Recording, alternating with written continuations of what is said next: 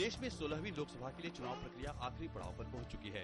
लोकसभा के शेष बची 41 सीटों के लिए 12 मई को होने वाले चुनाव के लिए प्रचार अभियान जहां तेजी पकड़ रहा है, वहीं चुनाव के बाद के गुनागणित को लेकर भी बयानबाजी शुरू हो गई है।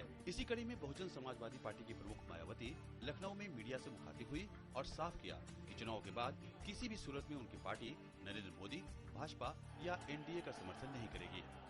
मैं पुनः श्री मोदी द्वारा केंद्र में सरकार बनाने के लिए बीएसपी से समर्थन लेने संबंधी बयान का सख्त विरोध करती हूं और इसके साथ ही इसे इनकी एक राजनीतिक साजिश करार भी देती हूं। मायावती नरेंद्र मोदी के उस बयान का खंडन करने के लिए सामने आई थी जिसमें मोदी ने एक निजी टीवी चैनल को इंटरव्यू में कथित तौर पर कहा था कि सरकार बनाने में यदि संख्या बल की कमी पड़ी तो बसपा समेत कुछ दलों की मदद ली जा सकती है।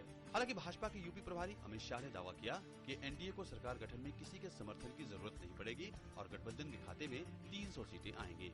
इस बार के चुनाव में एनडीए 300 से ज्यादा सीट पाएगी और स्पष्ट बहुमत के साथ भारतीय जनता पार्टी के नेतृत्व में एनडीए की सरकार होगी और श्री नरेंद्र मोदी देश के अगले प्रधानमंत्री होंगे।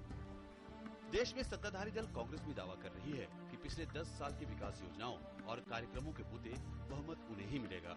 We very strongly feel that UPA 3 is going to come to power. There will be continuity because UPA 3 will be there and the continuity of UPA 2 will be there in UPA 3.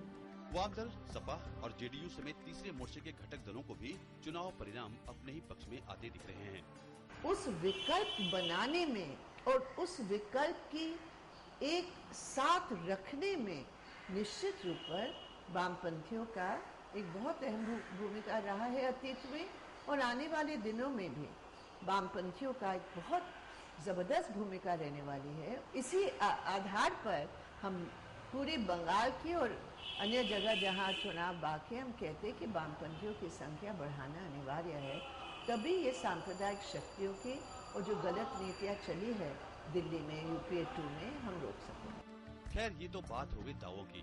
आम चुनाव के अंतिम चरण की ओर बढ़ते बढ़ते सभी दलों और मोर्चे के अपने दावे हैं और अपने अपने गुनागणित। लेकिन सही तस्वीर तो 16 मई को मतगणना के बाद ही साफ होगी कि लोकतंत्र के महापर्व में देश की जनता ने किस पर कितना भरोसा जताया है। जनादेश डेस्क, डीडी न्यूज।